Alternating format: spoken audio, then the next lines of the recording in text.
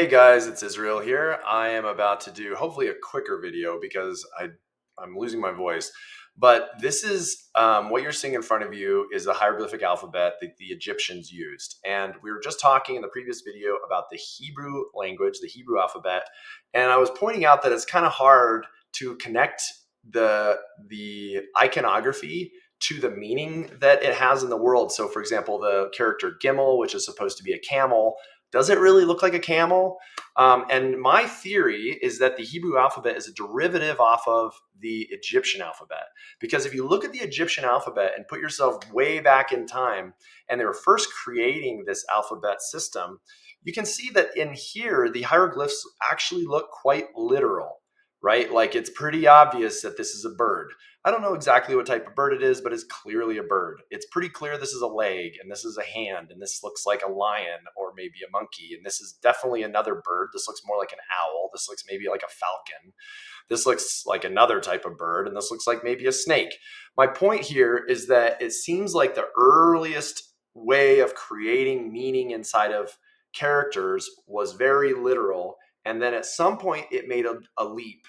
And that leap seems to be evident in the Hebrew alphabet, where if you look at the characters, they maybe look like the real world item that they represent, but they actually kind of don't at the same time.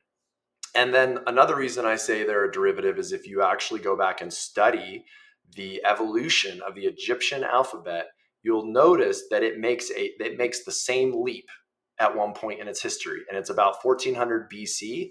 Anything prior to that, the characters look like this, and then after that, they turn into something called a hierophant.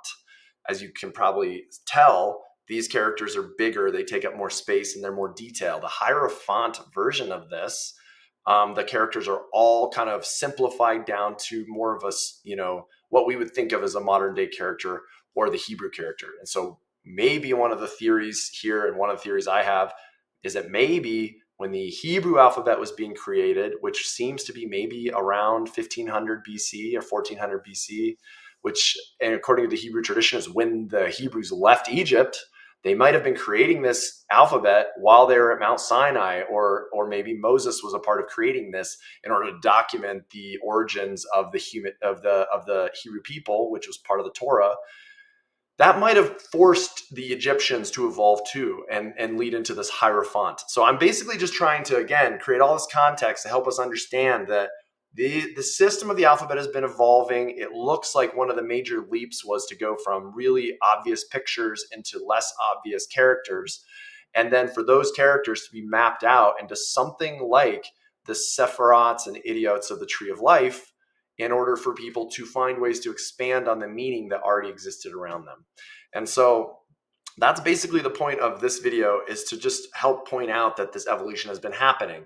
Obviously, eventually I'm going to the point where we're going to talk about modern languages, right? Like setting the context by looking at these ancient languages is all about setting up the steps so that we can find a very practical application of knowledge today, of information today, so that we can literally make a difference in our own lives. Not just the cool part of studying these old things, although they're cool and fun. I love it. I think it's fun.